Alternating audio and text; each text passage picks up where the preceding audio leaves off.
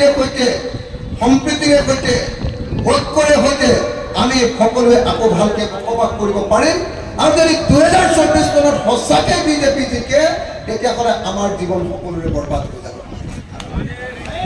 হয়নে ৰাইজসকল সঁচাকে হয়নে নহয় বাৰু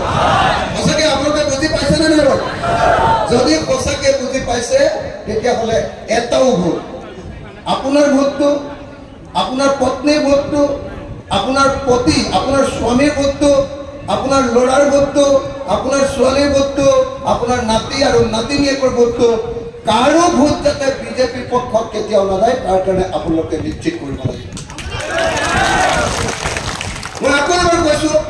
এইটো কথা মনত ৰখাটো আটাইতকৈ ডাঙৰ কথা যে 2024 চনৰ ইলেকশ্যনত যদি বিজেপি জিকে তেতিয়াহ'লে দেশ খতম 2024 চনৰ নিৰ্বাচনত যদি বিজেপি জিকে তেতিয়াহ'লে বিজেপিয়ে ঘোষণা কৰি আছে যে ইলেকশ্যনত জিকিয়ে তেওঁলোকে এক দেশ এক নিৰ্বাচন কৰিব বিজেপিয়ে কৈছে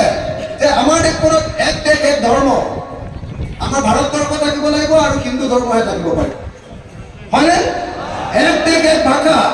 অকল ভাৰতবৰ্ষ থাকিব পাৰিব আৰু